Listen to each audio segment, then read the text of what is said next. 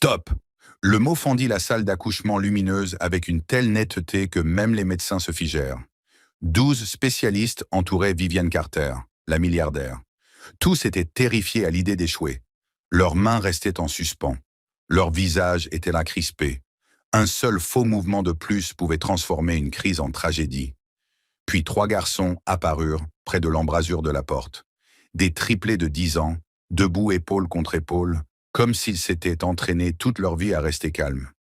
Elijah Reed, Miles Reed et Jordan Reed, les triplés Reed, prirent la main de leur mère pendant 1 seconde, puis la relâchèrent doucement, les yeux fixés sur la séquence des gestes des médecins.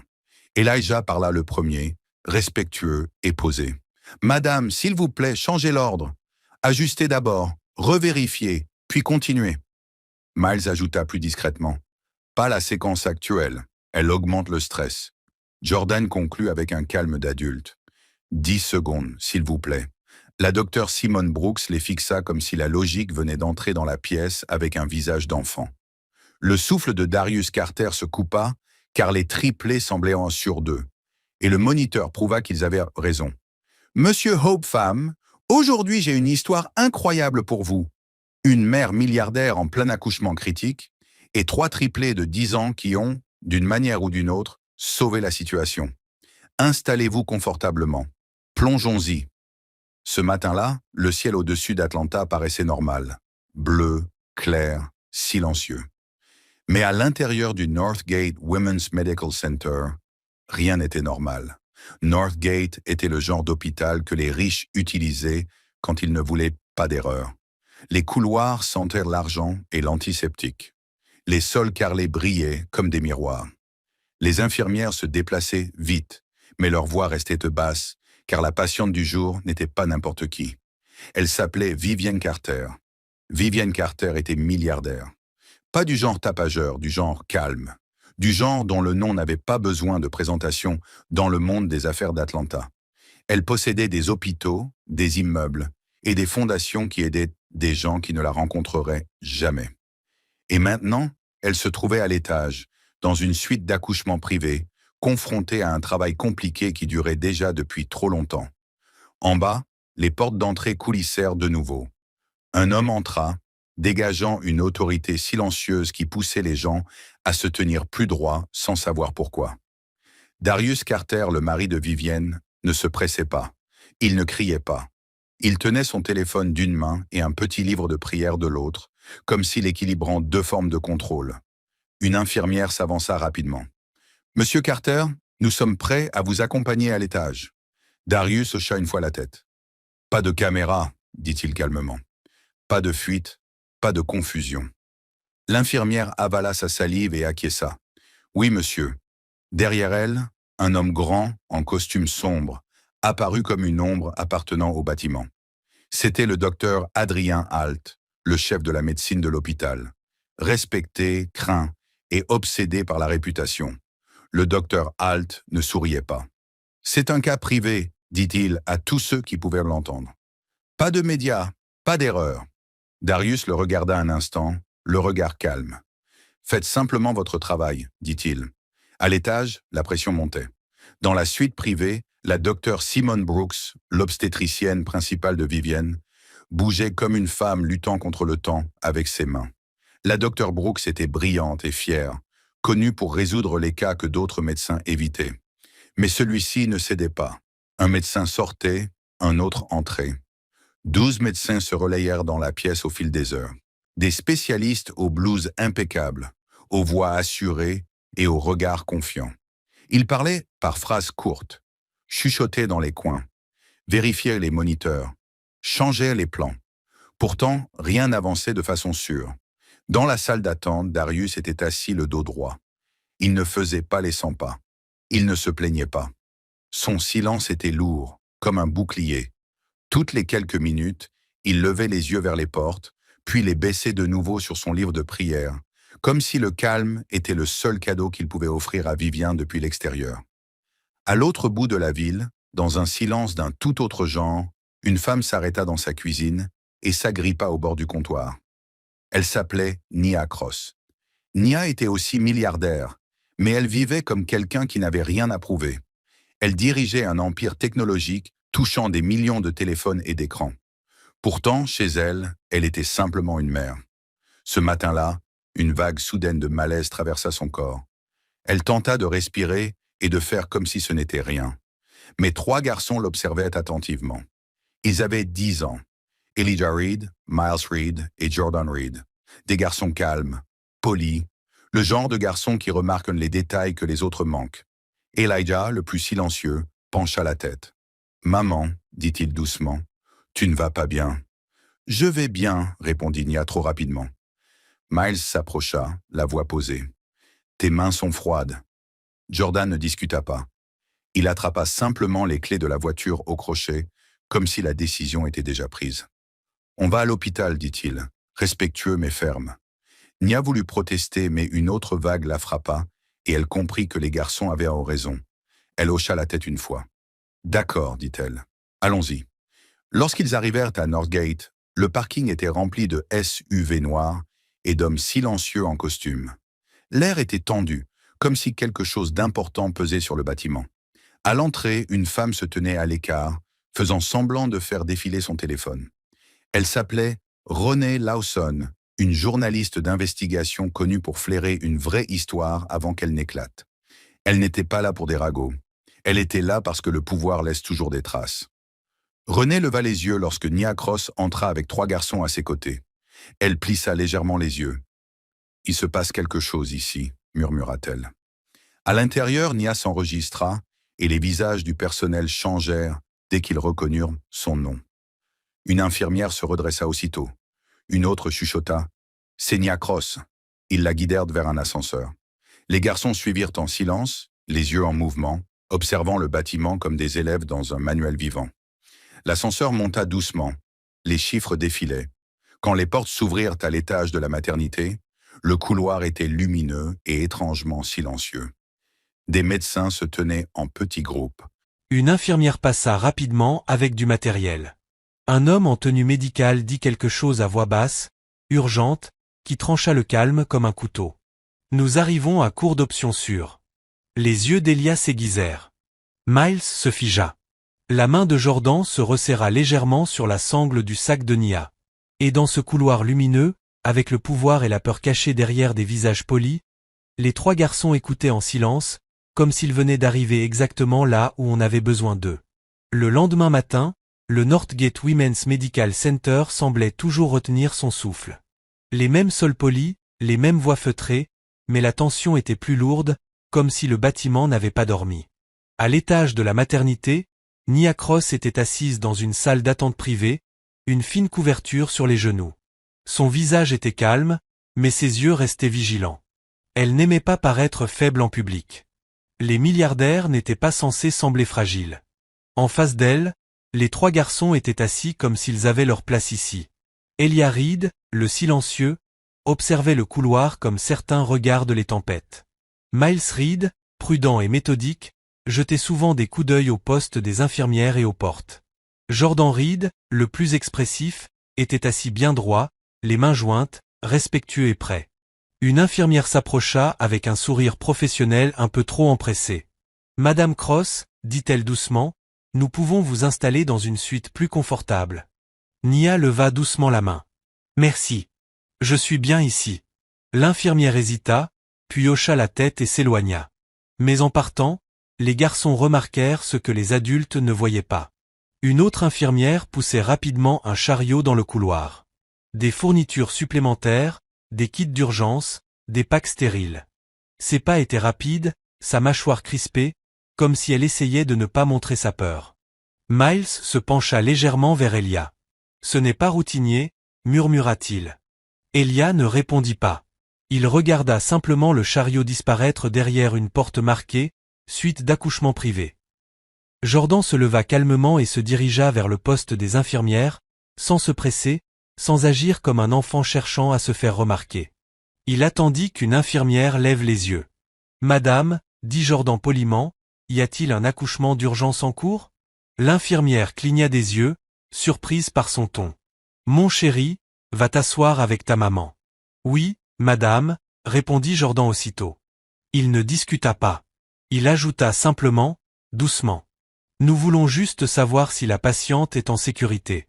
Les yeux de l'infirmière balayèrent les alentours, comme pour vérifier qui pouvait entendre. Puis elle baissa la voix.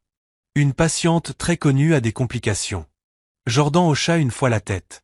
Merci. Il retourna dans la salle d'attente. Nia l'observa attentivement. Jordan, dit-elle doucement, ne dérange pas les gens. Je ne dérange pas, maman, répondit-il calmement et avec respect. J'écoute simplement. Plus loin dans le couloir, la porte de la suite privée s'ouvrit et une femme en sortit, comme si elle portait un lourd fardeau sur les épaules. C'était la docteure Simone Brox, l'obstétricienne principale de Vivien Carter. Brillante, respectée et habituée à garder le contrôle. Ses cheveux étaient soigneusement attachés, mais son visage montrait la fatigue. Elle se dirigea droit vers la salle d'attente, où Darius Carter se tenait près d'une fenêtre. Darius semblait immobile depuis des heures, grand, droit, maîtrisé. La docteure Brox parla à voix basse, sans détour. « Monsieur Carter, nous avons besoin d'une nouvelle approche. » Darius ne réagit pas de façon excessive.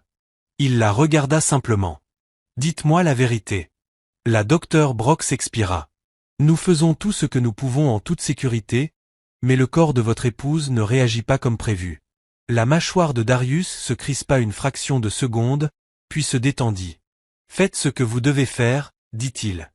Amenez-la au bout de cette épreuve. » Alors que la docteure Brox se retournait vers la suite, les yeux des garçons la suivirent. Elia se pencha légèrement en avant, écoutant les mots qui flottaient dans le couloir. Termes médicaux, timing, positionnement, risque. Il ne broncha pas. Il ne semblait pas effrayé. Il était concentré. Puis quelque chose de discret se produisit. Une infirmière au regard bienveillant passa près de la salle d'attente. Son badge indiquait Patrice Coleman. Elle était plus âgée, expérimentée, le genre d'infirmière qui avait vu des miracles comme des erreurs. En passant, son regard se posa sur les garçons. Elle ralentit. Ses yeux s'arrêtèrent sur le visage d'Elia, puis sur celui de Miles, puis sur Jordan. Son expression changea si vite que c'en était presque imperceptible, comme si elle venait de voir quelque chose qui n'appartenait pas au présent. Les lèvres de Patrice s'entr'ouvrirent légèrement. Sa main se resserra autour du dossier qu'elle tenait.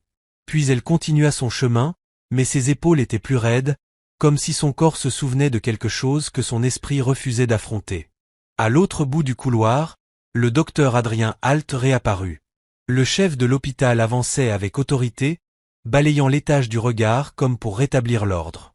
Il s'arrêta devant l'entrée de la suite d'accouchement et éleva juste assez la voix pour être entendu. « Personne ne s'approche de cette salle, » ordonna-t-il. « Aucun passage inutile, aucun visiteur. Vous m'entendez ?» Plusieurs membres du personnel acquiescèrent rapidement. Nia resserra la couverture autour d'elle. Darius ne répondit pas. La docteure Brox disparut derrière la porte. Le couloir retomba dans le silence.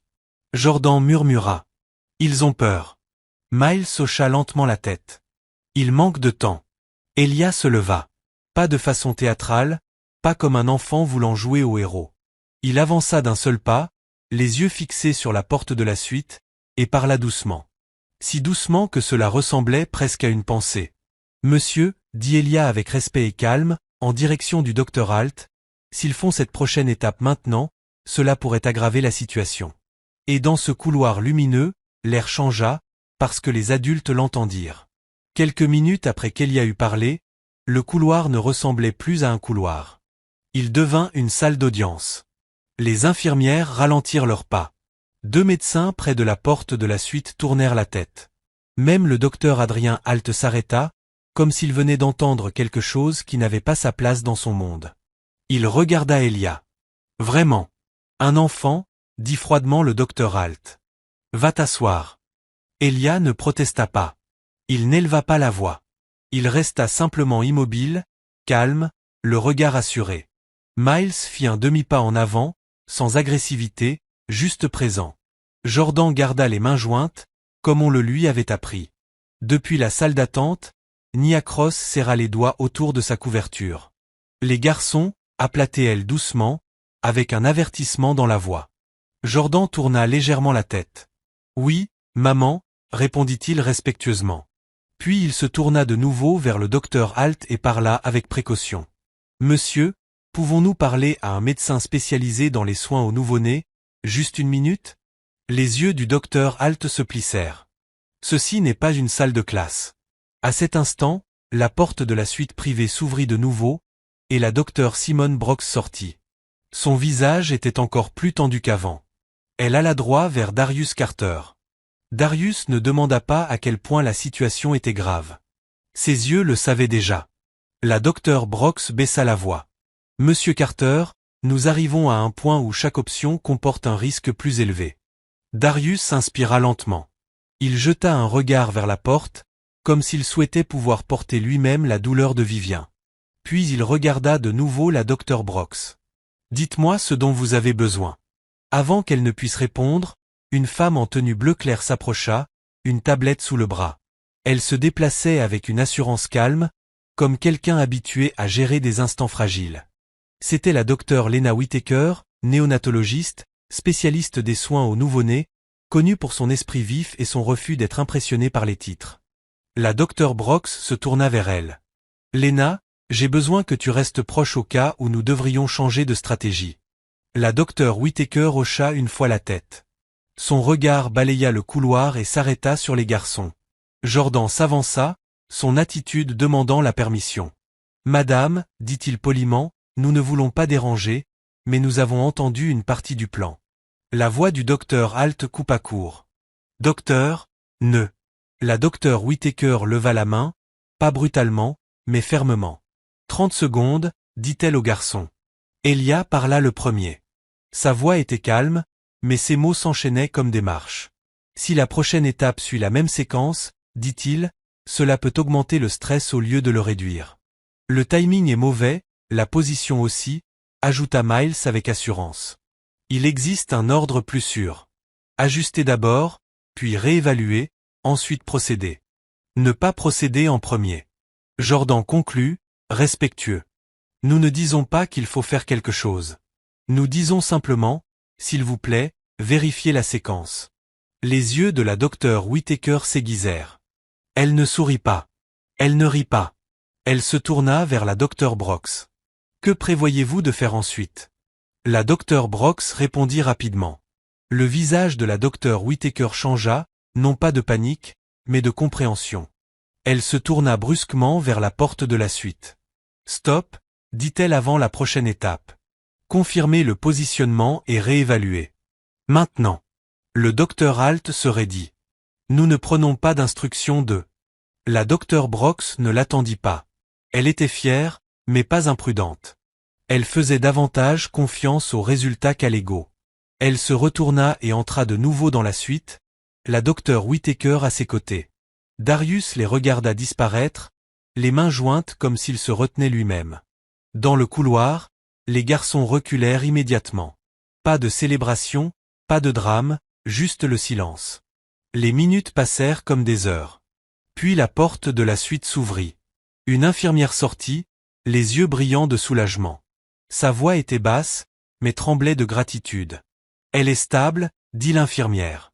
Darius ferma les yeux une seconde, comme si le monde venait enfin de lui permettre de respirer. Derrière lui, le docteur Alt fixait le couloir, abasourdi, incapable de le cacher. Il se pencha vers la docteure Whittaker lorsqu'elle sortit et murmura presque pour lui-même.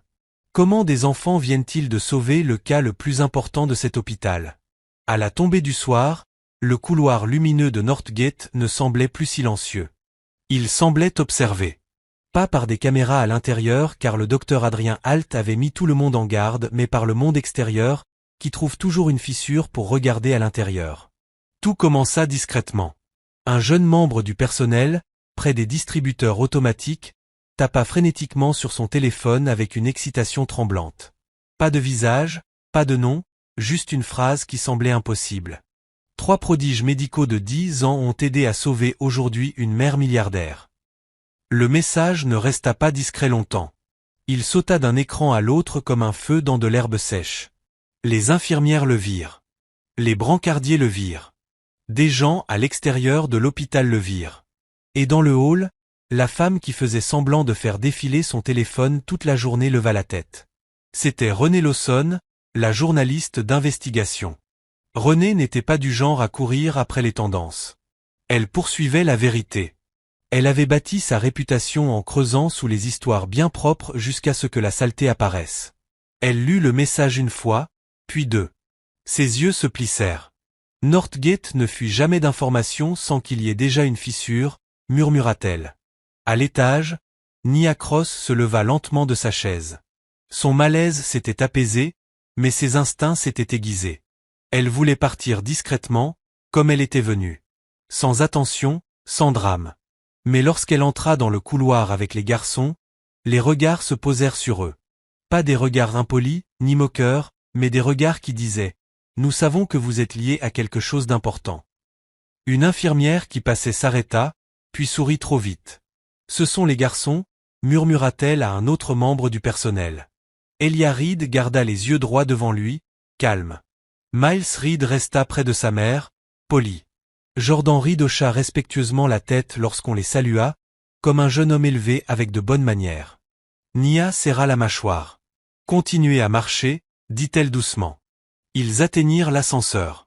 Les portes s'ouvrirent, et pendant une seconde, Nia aperçut le couloir menant à la suite privée où le miracle s'était produit. Son regard s'y posa brièvement, puis s'en détourna, comme si elle refusait d'être entraînée dans la tempête de quelqu'un d'autre. À l'intérieur de la suite privée, l'éclairage était désormais plus doux. Vivian Carter était allongée, se reposant, sa respiration régulière. Elle avait l'air fatiguée, mais pas brisée. Même dans la faiblesse, elle dégageait une force tranquille qui remplissait la pièce. Darius Carter était assis à côté de son lit, tel un garde qui ne dormait jamais. Sa veste de costume était toujours sur ses épaules. Son téléphone reposait intact sur son genou. Quand Vivian ouvrit les yeux, elle ne demanda ni des éloges, ni des explications sur l'argent, ni de savoir qui était responsable. Elle posa une seule question, calme. « Qui sont ces enfants ?» dit Vivian, d'une voix basse mais claire. Darius la regarda. « Tu te souviens d'eux ?» J'ai entendu une voix, répondit Vivian doucement. Une voix qui apaisait. Le visage de Darius resta impassible, mais quelque chose se durcit dans son regard. « Ils sont arrivés exactement au moment où nous avions besoin d'un miracle, » dit-il. « Et ça ne me plaît pas. » Vivian cligna lentement des yeux. « Tout ce qui est bon n'est pas planifié, » dit-elle. « Parfois, c'est simplement placé. » Darius ne répondit pas, mais son esprit avait déjà pris de l'avance. Son monde était bâti sur des schémas, et celui d'aujourd'hui lui semblait étrange. Le lendemain matin, Northgate avait retrouvé son apparence impeccable. Mais sous l'éclat, la peur circulait. Dans la petite salle des archives, l'infirmière Patrice Coleman se tenait devant un dossier ouvert, comme si on lui avait confié une vérité trop lourde pour une seule personne. Patrice n'était pas étrangère au secret hospitalier. Elle avait vu des erreurs. Elle avait vu des dissimulations. Mais ce dossier était différent, parce qu'il portait un nom, Carter. Patrice tourna une page, puis une autre. Ses yeux allaient plus vite que sa respiration. Les registres de transfert néonatal semblaient normaux au premier abord. Date, heure, numéro d'identification des bébés, signature. Puis le schéma se brisa. Un horodatage revenait en arrière. Un numéro d'étiquette apparaissait 2 fois. La mention « à signer » figurait à un endroit où elle n'aurait jamais dû être.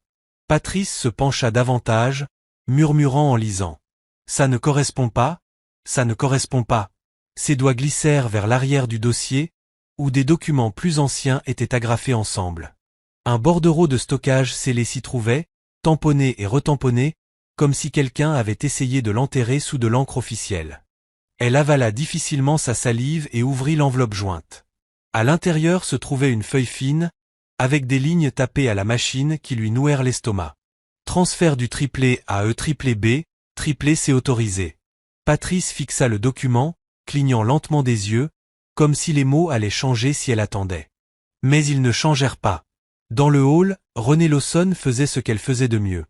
Se tenir discrètement là où les gens pensaient qu'elle n'écoutait pas. Renée avait suivi toute la nuit le bruit autour des prodiges médicaux de 10 ans. Le message s'était répandu, puis avait été supprimé, puis reposté par quelqu'un d'autre. Cela signifiait qu'il y avait de la peur derrière, et la peur signifiait toujours une histoire.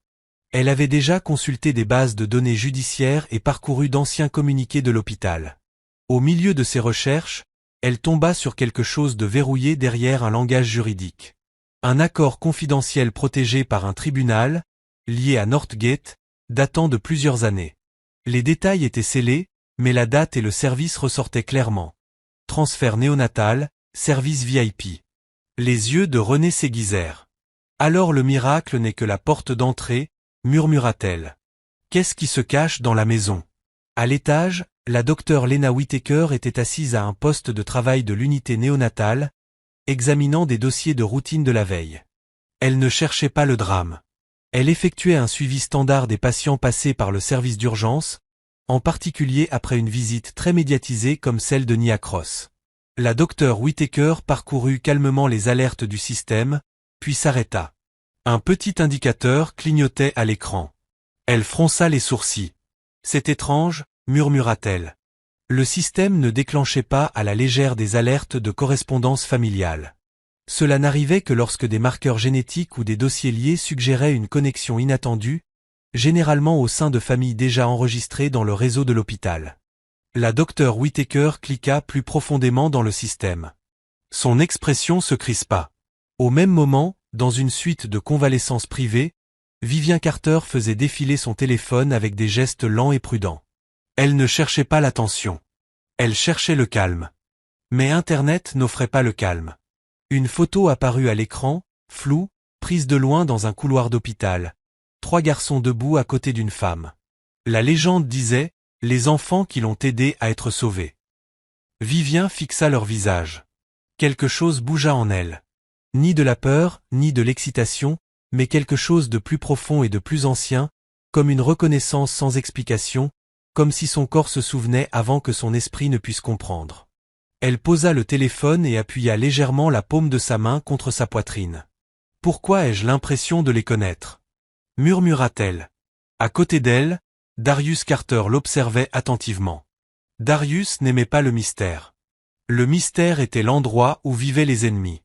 Il se pencha en avant. « Qu'y a-t-il » demanda-t-il.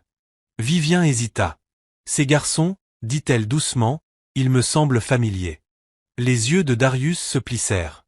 Il se leva et alla jusqu'à la fenêtre, regardant la ville comme s'il en prenait la mesure. Puis il prit une décision. Il sortit son téléphone et tapa un nom, Marcus Grant. Marcus Grant était un enquêteur privé réputé pour sa discrétion. Le genre d'homme que les milliardaires appelaient quand ils voulaient des réponses sans bruit. Quand Marcus décrocha, Darius ne perdit pas de temps. « Je veux que tu découvres qui sont ces garçons, » dit-il calmement. Et pourquoi mon hôpital donne l'impression de cacher quelque chose? De l'autre côté de la ville, dans une vaste demeure de verre et de pierre, chaleureuse malgré sa taille, Malcolm Cross était assis à la table du petit déjeuner avec Nia Cross et les garçons. Malcolm était mesuré, discipliné, le genre d'homme qui ne paniquait pas dans la tempête. Mais ce matin-là, il remarqua quelque chose. Le téléphone de Nia affichait des notifications qu'elle n'ouvrait pas. Les garçons étaient plus silencieux que d'habitude. Et devant leur portail, une voiture était garée là depuis trop longtemps. Malcolm regarda Nia et parla à voix basse. « Les gens ne regardent pas comme ça s'il n'y a rien à cacher, » dit-il. De retour dans la salle des archives, le regard de Patrice descendit jusqu'en bas du document de transfert. Et là, elle le vit. Une ligne de signature. Son souffle se coupa, car le nom inscrit était celui de l'homme qui avait ordonné le silence la veille, presque comme une menace, le docteur Adrien Halt. Les mains de Patrice tremblèrent légèrement tandis qu'elle murmurait. « Non, pas lui. » Et à cet instant, l'histoire du miracle cessa d'être celle de 3 garçons et d'un accouchement sauvé. Elle devint quelque chose de plus sombre, de plus enfoui, quelque chose qui attendait depuis longtemps de refaire surface. 2 jours après le miracle de Northgate, l'hôpital semblait volontairement plus silencieux. Pas paisible, mais contrôlé, comme si les gens marchaient sur du verre en prétendant que c'était de la moquette. Dans son bureau d'angle, le docteur Adrien Halt fixait un rapport qu'il ne voulait pas lire. Sa mâchoire bougeait lentement, comme s'il mâchait de la colère sans rien à manger. Quand son assistante frappa à la porte, il ne dit pas « Entrez ». Il se contenta de demander « Quoi encore ?» Monsieur Carter pose des questions, chuchota-t-elle. Les yeux de Halt se durcirent. Ne lui dites rien, répondit-il, jusqu'à ce que je décide de ce qu'il mérite de savoir. De l'autre côté du bâtiment, la docteure Lena Whittaker était assise seule à son poste de travail, le doigt suspendu au-dessus de la même alerte clignotante. Vérification de correspondance familiale requise. La docteure Whittaker n'était pas du genre à tirer des conclusions hâtives. Elle croyait aux preuves, mais aussi au schéma. Et celui-ci n'avait rien à faire dans un dossier de routine. Elle cliqua plus profondément. Le système ne parlait pas de certitude. Il parlait d'un avertissement, d'une connexion, d'une possibilité, d'une question que l'hôpital ne voulait pas voir poser. Dans la suite de convalescence, Vivien Carter allait mieux que quelques jours auparavant. Mais quelque chose avait changé dans son regard. Son corps avait survécu à la crise. Son esprit s'éveillait maintenant à un autre type d'inconfort. Darius Carter se tenait de nouveau près de la fenêtre, le téléphone à l'oreille, parlant d'une voix si calme qu'elle ressemblait à de la politesse. « Marcus, dit-il, je veux des noms. Je veux des dossiers. Je veux la vérité cachée derrière les sourires. » Marcus Grant, l'enquêteur privé engagé par Darius, était un homme discret à la voix posée, connu pour trouver les faits sans laisser de traces. Le genre d'homme qui ne colporte pas de rumeurs et ne devine pas. « J'ai déjà commencé, » répondit Marcus. Les trois garçons s'appellent Elia Reed, Miles Reed et Jordan Reed, 10 ans. Ils vivent avec Nia et Malcolm Cross. Le visage de Darius se crispa. Les Cross? Oui, dit Marcus. Eux aussi sont milliardaires. Et ce ne sont pas des gens désordonnés. Ce n'est pas une famille à scandale. C'est une famille solide. Darius resta silencieux un instant, comme si son esprit réorganisait la ville. Vivien, qui écoutait à proximité, murmura. C'est donc pour ça que le personnel a réagi ainsi à sa présence. Darius hocha une fois la tête. Deux familles puissantes dans un même bâtiment, dit-il. Et un hôpital qui, soudain, ne veut plus de questions. Cet après-midi-là, Darius demanda une rencontre privée. Soigneuse, respectueuse, sans menace. Présentée comme de la gratitude et de l'inquiétude, non comme une accusation. Dans une salle de conférence silencieuse, Malcolm Cross arriva le premier. Malcolm était grand, discipliné, et calme d'une manière qui poussait les gens à baisser la voix autour de lui. Il n'était pas accompagné d'un entourage. Il venait comme un homme protégeant un foyer, pas une marque. Derrière lui marchait Nia Cross, posée, élégante, le regard vif, et à ses côtés, calme et bien élevé, se trouvaient les garçons, Elia, Miles, Jordan. Ils n'avaient pas l'air d'enfants effrayés. Ils ressemblaient à des enfants qui observaient. Vivien entra avec Darius. Pendant un instant, la pièce retint de nouveau son souffle. Mais cette fois, il ne s'agissait pas de médecine. Il s'agissait d'histoire. Les yeux de Vivien se posèrent sur les garçons et son expression s'adoucit d'une façon qu'elle ne comprenait pas elle-même. Elle ne se précipita pas vers eux. Elle n'en fit pas trop. Elle parla simplement, doucement.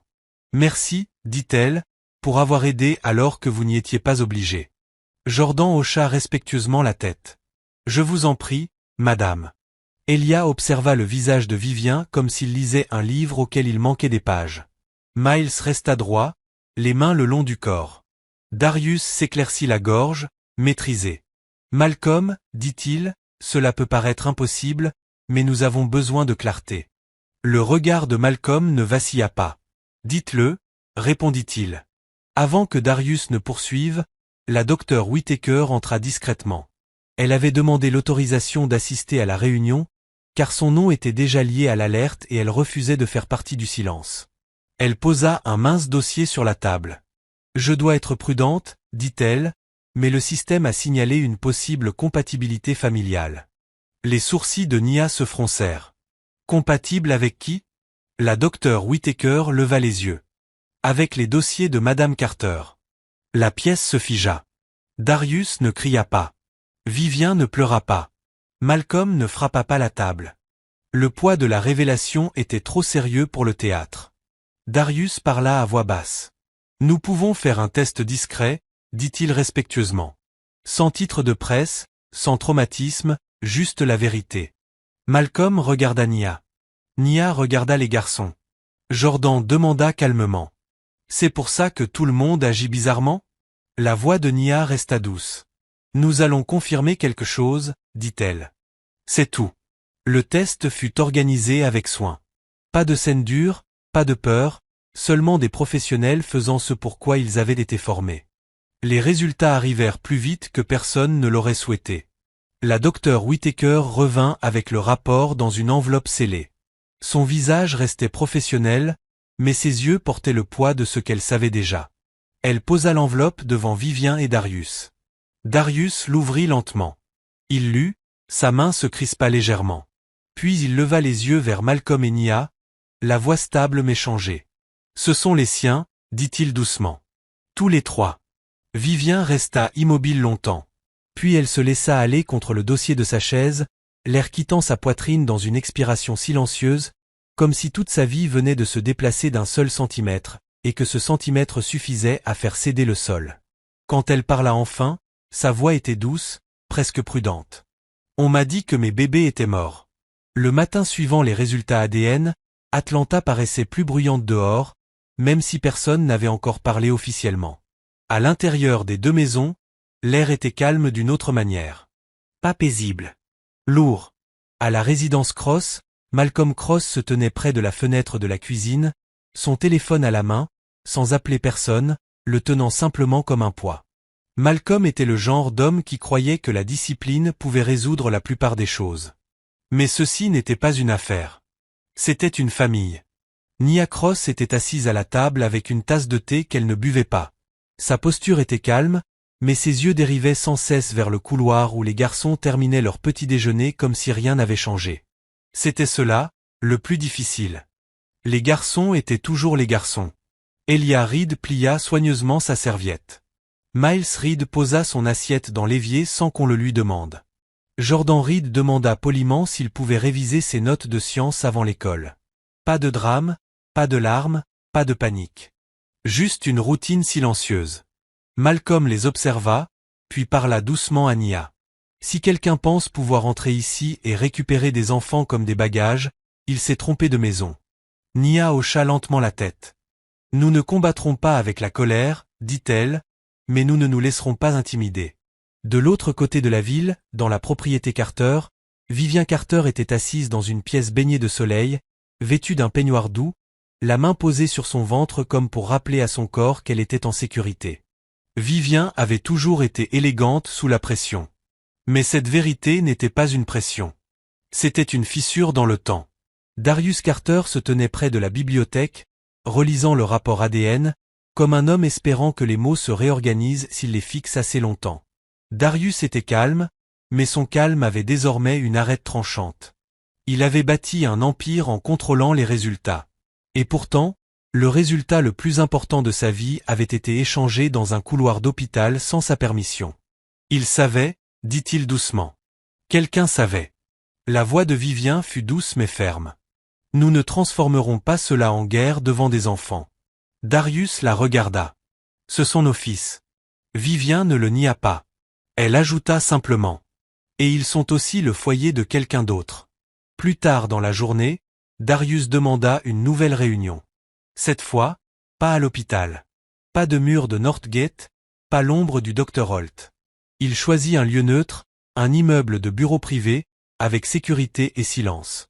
Malcolm arriva encore le premier, vêtu simplement, l'expression maîtrisée. Nia marcha à ses côtés, calme comme toujours. Les garçons vinrent aussi non pas parce que quelqu'un voulait les entraîner dans la douleur des adultes, mais parce que les deux familles savaient que les secrets prenaient des crocs quand on excluait complètement les enfants. Quand Vivien entra, elle ne se précipita pas vers eux. Elle ne tendit pas les bras comme une étrangère cherchant à saisir l'amour de force. Elle s'arrêta à une distance respectueuse et les regarda comme si elle essayait de mémoriser ce que la vie lui avait volé. Jordan hocha poliment la tête. « Bon après-midi, maman. » La gorge de Vivien se contracta une fois. « Bon après-midi, » répondit-elle doucement. « Et merci pour vos bonnes manières. » Elia l'observa en silence. Miles fit un petit signe de tête respectueux. Darius parla avec précaution. « Nous ne sommes pas ici pour créer le chaos, » dit-il. « Nous sommes ici pour créer de la clarté. » Le regard de Malcolm resta stable. « La clarté, c'est bien, » répondit-il. « Mais comprenez une chose, nos garçons ne sont pas des trophées. Ce sont des enfants. La mâchoire de Darius se crispa. Ils sont de mon sang. Et ils ont été notre foyer, dit Malcolm calmement mais fermement. Vivien intervint avant que la tension ne monte. Écoutez, dit-elle doucement. Je veux qu'ils connaissent la vérité. Je veux construire une relation de la bonne manière, lentement, en sécurité, sans déchirer qui que ce soit. Les yeux de Nia s'adoucirent légèrement, mais sa voix resta prudente. La vérité compte, dit-elle. Mais la stabilité aussi. Darius hocha une fois la tête, même si cela lui coûta. Nous pouvons faire cela en privé, proposa-t-il. Sans gros titre. Comme si l'univers avait entendu ce mot, le téléphone de Vivien vibra sur la table. Elle jeta un coup d'œil à l'écran. Un message d'un numéro inconnu. Si vous exposez l'hôpital, vous apprendrez ce qui est vraiment arrivé aux autres bébés. Les doigts de Vivien se figèrent. Darius le remarqua aussitôt. Qu'y a-t-il ? Vivien ne répondit pas tout de suite. Elle regarda les garçons, puis Nia et Malcolm. Sa voix resta calme, mais l'air dans la pièce changea. Quelqu'un me met en garde, dit-elle doucement. Et il semble que l'histoire de l'hôpital soit plus vaste que ce que nous pensions. Dehors, quelque part dans l'aile administrative de Northgate, le docteur Adrien Halt regardait un écran de sécurité, les mains croisées dans le dos, l'expression illisible. Puis il sourit. Pas un sourire joyeux. Un sourire préparé, comme celui d'un homme qui détenait encore des secrets. Cette nuit-là, après avoir lu l'avertissement anonyme, Vivien ne dormit pas comme on dort habituellement. Elle resta immobile, les yeux ouverts, écoutant le silence de son manoir comme s'il lui répondait. Au matin, elle avait pris une décision. Pas une décision bruyante, mais une décision prudente. Elle appela directement Nia Cross. Pas d'assistant, pas d'avocat, juste une mère parlant à une autre. « Je veux que toi et Malcolm veniez chez moi, » dit Vivien doucement. « Pas pour nous disputer, pas pour négocier comme en affaires, mais pour parler comme des êtres humains. » Il y eut un silence au bout du fil. Puis Nia répondit, calme mais vigilante. « Nous viendrons, dit-elle. Mais nous viendrons en tant que parents. C'est exactement pour cela que j'ai appelé, répondit Vivien. Ce soir-là, la famille Cross arriva avec une sécurité discrète. Pas de sirène, pas de drame. Malcolm sortit le premier, scrutant la propriété comme un homme qui mesure le risque en secondes. Nia suivit, posée, guidant légèrement les garçons de la main. Elia Reed marchait avec sa concentration habituelle. Miles Reed restait proche, le regard observateur. Jordan Reed salua poliment le personnel, comme si les bonnes manières étaient une règle qui ne changeait pas avec les grandes maisons. Darius Carter les accueillit à l'entrée. Sa posture était maîtrisée, mais ses yeux portaient une tempête. Il n'était pas en colère contre eux. Il était en colère contre l'univers d'avoir laissé un autre homme élever ses fils. « Monsieur et Madame Cross » dit Darius d'une voix stable. « Monsieur Carter » répondit Malcolm, respectueux mais ferme. Vivien descendit l'escalier dans une robe simple, les cheveux soigneusement attachés. Elle ressemblait de nouveau à elle-même, mais avec des contours plus doux. « Merci d'être venu, » dit-elle. Nia hocha la tête. « Nous sommes là. » Ils s'assirent dans un salon lumineux, aux lignes épurées et au luxe discret. Un feu crépitait doucement, non pour la chaleur, mais pour l'atmosphère. Les garçons s'assirent ensemble sur un côté du canapé. Ils ne gigotaient pas. Ils ne murmuraient pas de plaisanteries. Ils observaient les adultes comme des élèves suivent un cours. Vivien parla la première. « Je ne veux pas que cela devienne un tiraillement, » dit-elle. « Je ne veux pas que quiconque les traite comme une propriété. » Les yeux de Malcolm restèrent fixés sur elle. « Bien, » dit-il, « parce que nous ne le permettrons pas. » Darius inspira lentement, puis força sa voix à rester calme. « Je suis d'accord avec le principe, » dit-il, même si les mots avaient un goût amer. « Mais j'ai besoin que vous compreniez ce que cela fait. » Nia répondit doucement. « Nous comprenons. Parce qu'on nous a dit aussi que nos bébés étaient morts. » Cette phrase tomba comme une pierre dans l'eau.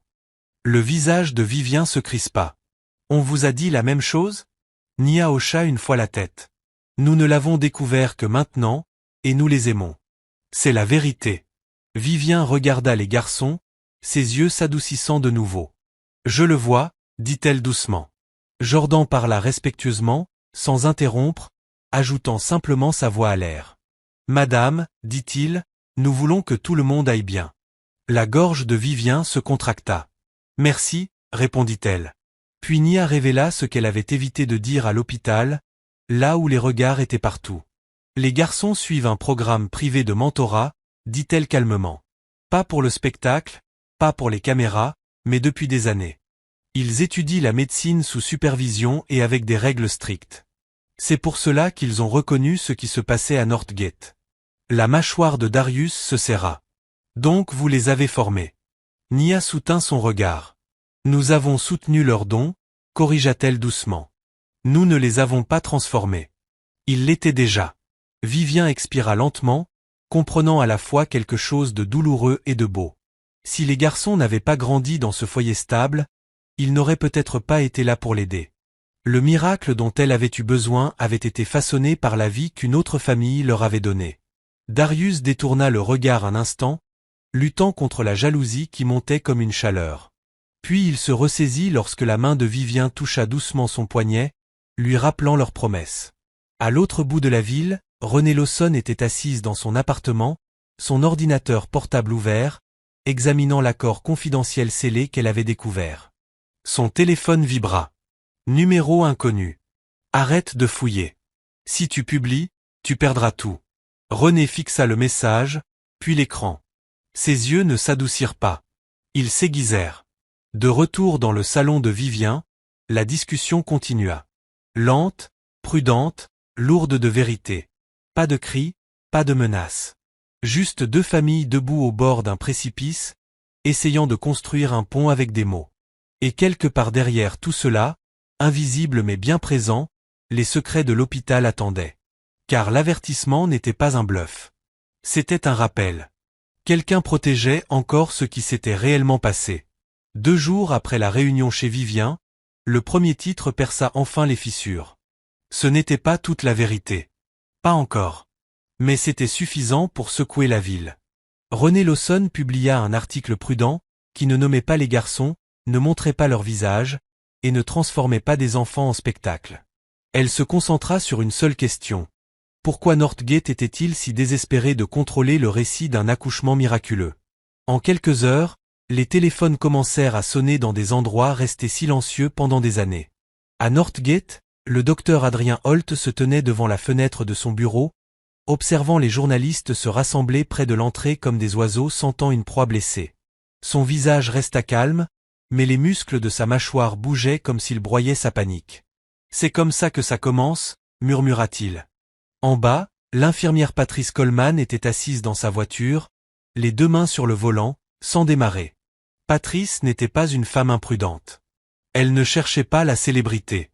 Mais elle avait atteint ce point où le silence ressemblait à de la violence, même quand personne ne touchait personne. Elle regarda le dossier posé sur le siège passager. Carter.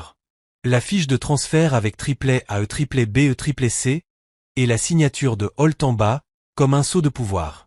Patrice murmura pour elle-même. Si je garde ça, je deviens complice. Elle sortit de la voiture et entra dans l'hôpital d'un pas assuré. Dans une salle de conférence privée, à l'écart des caméras, Patrice rencontra Marcus Grant, l'enquêteur engagé par Darius. Marcus ne la pressa pas. Il ne la brusqua pas.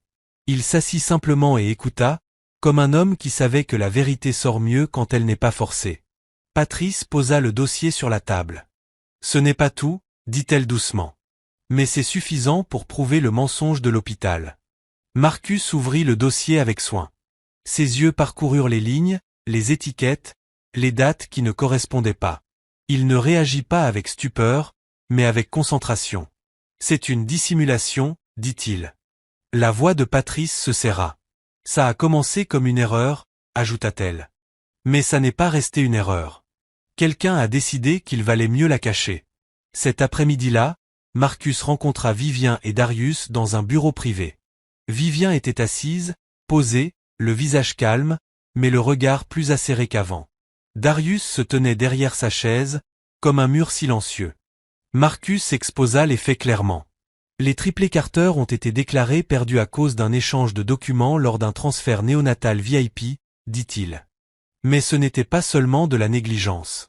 Des dossiers ont été modifiés. La voix de Vivien resta stable. Et les Cross? Marcus hocha la tête. On leur a dit aussi que leur bébé était mort. C'est ainsi que l'échange a tenu. 2 familles en deuil, un hôpital, un mensonge. Les mains de Darius se crispèrent lentement. Qui a validé cela? Marcus fit glisser un document sans prononcer le nom. Vivien le vit la première. Holt. Ses lèvres s'entr'ouvrirent légèrement, puis se refermèrent. Non pas par surprise, mais parce qu'une partie d'elle le savait déjà.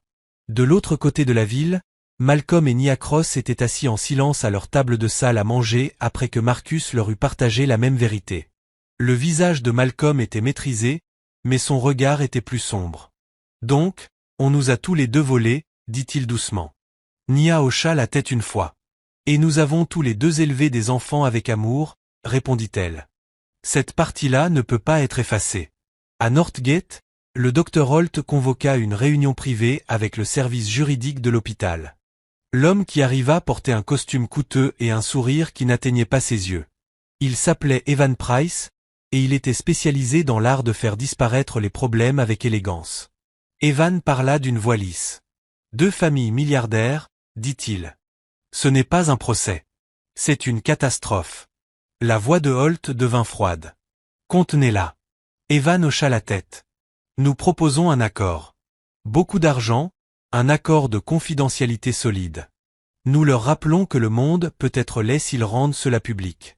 Les yeux de Holt glissèrent vers la porte, comme s'il s'attendait à ce que quelqu'un écoute. Faites-le. Le soir même, Vivien reçut l'offre. Malcolm et Nia aussi. Les chiffres étaient énormes. Le silence était tarifé comme un luxe. Vivien ne sourit pas. Il pense que la douleur a un prix, dit-elle. La voix de Darius était basse. Il pense que nous choisirons l'argent plutôt que nos fils. La réponse de Malcolm, transmise par Marcus, fut simple. Nous choisissons la vérité. À mesure que l'histoire se répandait, l'opinion publique se divisa. Certains défendaient Vivien.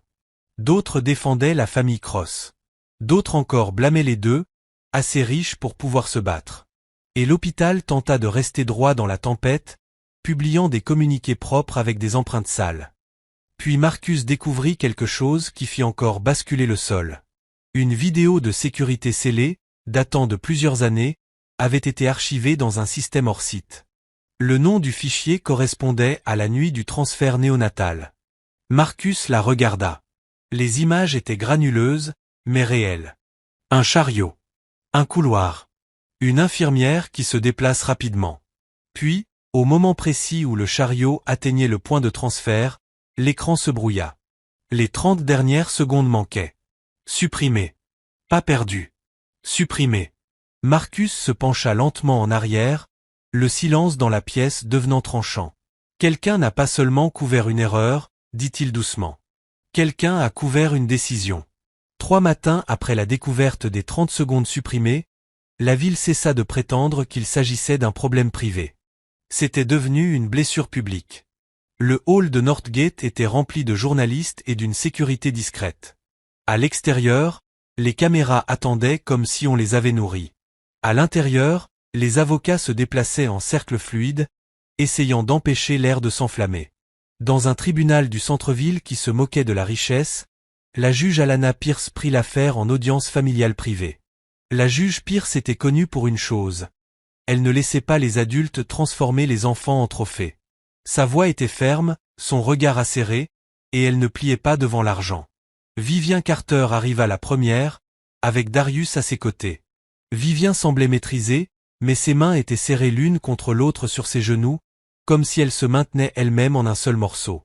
Darius portait son calme comme une armure, mais il ne parlait que lorsqu'on s'adressait à lui. Malcolm et Nia arrivèrent ensuite avec les garçons. La posture de Malcolm était ferme et protectrice. Le visage de Nia était calme, mais ses yeux restaient fixés sur les garçons, comme si elle les protégeait par le silence. Elia était assis droit, silencieux et observateur. Miles restait posé, les mains jointes. Jordan hocha respectueusement la tête vers l'avocat puis vers la juge lorsqu'elle les salua, comme on lui avait appris à saluer les adultes. La juge Pierce regarda les 2 familles et parla sans détour. Aucune séparation brutale, dit-elle. Aucun transfert comme s'il s'agissait de biens. Ce sont des enfants, pas des actifs. Tout plan qui provoquerait un choc sera rejeté. La mâchoire de Darius se crispa.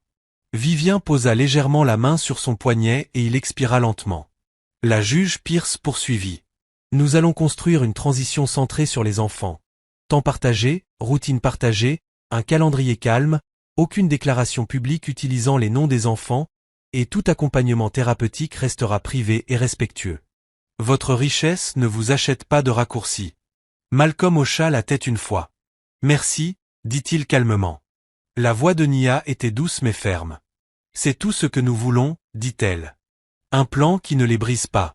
Lorsque la juge demanda si les garçons souhaitaient parler, la salle devint silencieuse. Non pas parce que quelqu'un les craignait, mais parce que chacun savait que les enfants disent parfois la vérité la plus pure. Jordan parla le premier, respectueux et calme. Nous ne voulons pas que quelqu'un se batte, dit-il. Nous voulons la vérité et nous voulons que tout le monde aille bien. Miles s'ajouta doucement. Nous pouvons passer du temps avec les deux familles, lentement. Elia regarda Vivien un instant, puis Nia. Sa voix était douce mais claire. Nous ne voulons pas être utilisés, dit-il. Nous voulons être aimés de la bonne manière. Les yeux de Vivien s'adoucirent. Elle ne tendit pas la main. Elle n'en fit pas un drame. Elle hocha simplement la tête, comme si on venait de lui donner des instructions pour tenir quelque chose de précieux. Après l'audience, Vivien et Nia se retrouvèrent dans un couloir calme, à l'écart des caméras. Pour la première fois, il n'y avait pas de langage juridique entre elles. Juste deux mères confrontées au même vol, chacune à sa manière. Je suis désolé, dit Vivien doucement. Pas pour la vérité, pour la douleur. Nia hocha lentement la tête.